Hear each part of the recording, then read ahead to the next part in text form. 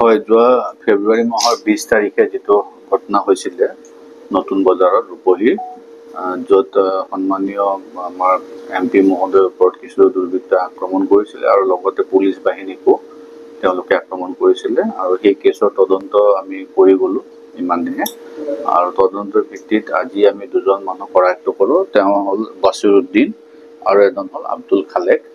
আৰু তেওঁলোকক আমি ইতিমধ্যে নগাঁৱৰ কেছটো আৰু যিটো ৰূপহীত দুটা কেছ হৈছিলে আপোনালোকে জানে, সেই দুটা কেছত আমি তেওঁক এৰেষ্ট কৰিম আৰু বাকী যিখিনি লিগেল একশ্যন ল'ব লাগে আমি তেওঁৰ ওপৰত ল'ম। আমি এতিয়ালৈকে এজন তেওঁ আমাক যিখিনি FIR-ত নাম দিছে, আমি এজনকৈ চালি জাৰি ফুটেজৰ লগত মিলাই চাই আছোঁ।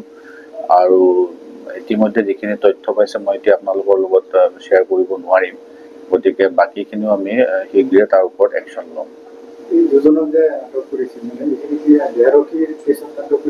নাই, দুইটা কেছ মই ইতিমধ্যে ক'লোঁ যে তাত দুটা কেছতে একে মানুহ জড়িত আছিলে।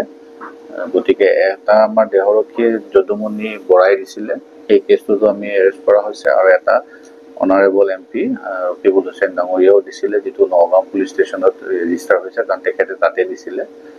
সেইটো কেছতো যিহেতু তেওঁ নেম একিউজ কৰি দিছিলে FIR-ত, গতিকে আমি তাতো তেওঁলোকক এৰেষ্ট কৰা হৈছে। নাই, এতিয়া নামটো বহুত কেইজনৰে দিছে, এতিয়া কোন ক'ত কেনেকে জড়িত হৈ আছে আমি তাৰে তদন্তটো চলাই আছোঁ, আৰু ফুটেজৰ লগতো মিলাই চাবলগীয়া হৈছে বহুত কথা। গতিকে পৰৱৰ্তী সময়ত আপোনালোকক জনাম।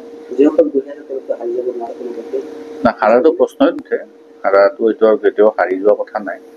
আৰু আমি যিখিনি তদন্ত চলি আছে, আমাৰ দুটাকে কেছ ৰুজু হৈছে, আৰু তদন্তৰ পিছত যিখিনি আমি সঁচাকৈ জগৰীয়া পাম, আমি ডেফিনেটলি তেওঁলোকৰ প্ৰটেকশ্যন।